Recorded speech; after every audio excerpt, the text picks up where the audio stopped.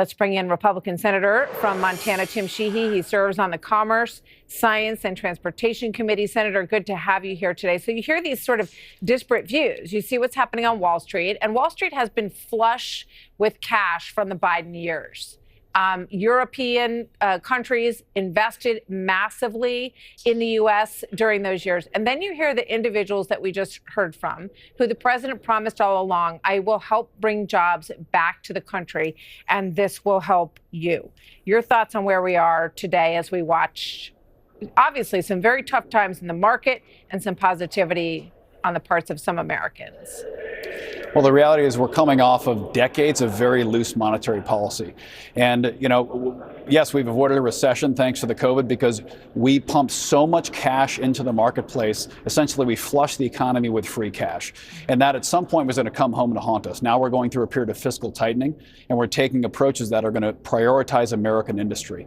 And as we learned during COVID, when our grocery shelves were empty and we weren't making pharmaceuticals and our microchips weren't getting shipped in, we have become a dependent economy on countries that aren't fair to us. And listen, in the vacuum, I don't think any of us want tariffs, but when everyone else is tariffing us, and sometimes they don't call it a tariff, sometimes it's a value add tax, sometimes it's import fees.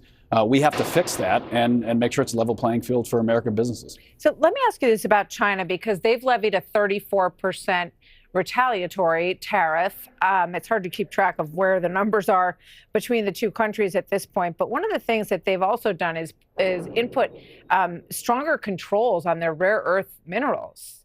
Now, we're waiting for a deal with Ukraine so that we can have a little bit of balance in that. But China has most of the rare earth minerals in the country. They also have a huge part of our production of antibiotics and medicines. So how is that going to impact our access to those things, Senator? It's certainly going to have a negative impact shortly, but the reality is, Martha, this is because generations of us incentivizing companies to invest elsewhere. And that's exactly what the president is trying to do, is bring critical industries back to America. Because when we have our next national emergency, whether it's a world war or whether it's another pandemic, we have to be able to be self-sufficient to at least some degree in our economy. A force field didn't magically drop over America and say, you can't make cars here anymore.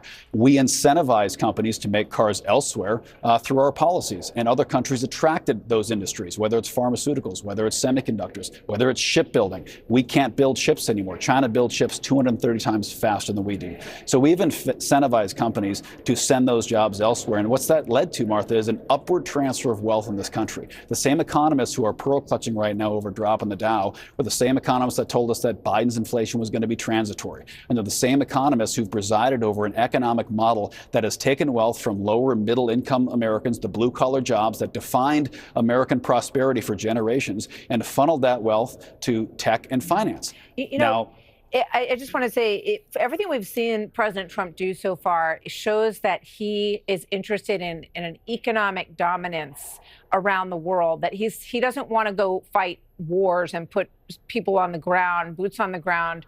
And he wants to sort of arm wrestle these countries into submission in a different way, it appears, and the trade tariffs are a big part of that.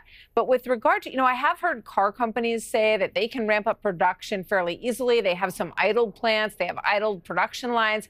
I have not heard that coming from any pharmaceutical companies yet, who say, yep, no problem, we can ramp up antibiotic production in this country. Have you heard that? And is that a concern of yours? I mean, everything's a concern of ours with regard to commerce. We have a broad area of responsibility. But if we don't provide them an incentive to do it here, they're never going to bother even trying to do it here. We are seeing it happen with semiconductors. In the last few weeks, as you know, we've seen $2 trillion of investment announcements to come back to America. And we're seeing other countries respond to the president's tariffs. So these are a negotiating tool, whether it's ending fentanyl, whether it's taking back violent criminal legal aliens, whether it's stopping punishing American businesses, whether it's not letting Montana ranchers export their beef to Australia. Whatever it is, we're already seeing concessions come in on this. It's not going to be easy. As the one citizen said, nothing is easy without hard work. We're going to have to work hard to get through this period. But the reality is the American economy, especially for the last 4 years, coming out of the COVID, trillions of dollars of free money, was going to have to reorient itself back to private sector investment, vice public sector investment, towards private employment instead of government employment. Well, that's true. Senator, thank you very much. It is a global reset. We heard President Obama talk about wanting to do this. We've heard many presidents talk about the unfair trade practices, but this one has put them into overdrive in terms of rectifying the situation. And we're going to be watching it really closely. Thank you very much, Senator Sheehy. Good to see you, sir.